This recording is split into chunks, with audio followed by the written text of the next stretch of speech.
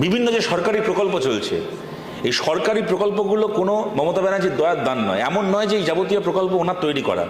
আমাদের সরকারের সময় থেকে চলে আসছে বার্ধক্য ভাতা, বিধবা ভাতা, এগুলো আমাদের সরকারের সময় থেকে চলে আসা প্রকল্প। অবশ্যই মমতা ব্যানার্জির আমলে কিছু নতুন প্রকল্প চালু হয়েছে, কোনো সন্দেহ নেই। আবার এরকমও আছে যে আমাদের সরকারের চালু করে যাওয়া প্রকল্প আছে, সেইগুলো নাম পাল্টে এখন তৃণমূল অন্য নামে চালাচ্ছে। যেমন ধরুন মেয়েদের স্কুলে সাইকেল দেওয়া, বুদ্ধতা চালু করা প্রকল্প, কন্যাশ্রী, আগে নাম ছিল incentive scheme for girls students, এখন তার নাম পাল্টে হয়েছে কন্যাশ্রী। এগুলো আমাদের সরকারের সময় চালু হয়ে যাওয়া প্রকল্প, এগুলোও চলছে। কিন্তু প্রকল্প যার আমলেই চালু হয়ে থাক, মমতা ব্যানার্জির আমলে হয়ে থাক কি আমাদের সরকারের সময় হয়ে থাক, কোনো প্রকল্পের একটা নয়া পয়সা কোথাও বন্ধ হবে না।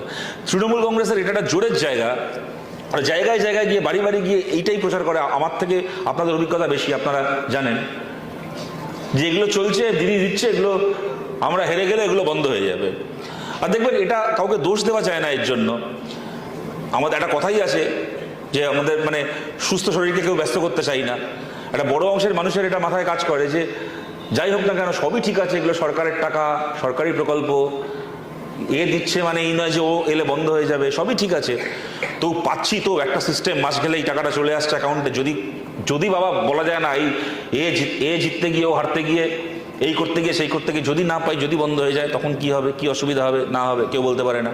তার থেকে বাবা যেমন চলছে তেমন চলুক, এই একটা যাকে বলে একটা ব্যবস্থা চলছে সেটাকে বেশি ঘাটাতে না চাওয়া, এইটা কিন্তু মানুষের স্বাভাবিক ধর্ম, যা কিনা অনেক মানুষের হাত বেঁধে দেয়।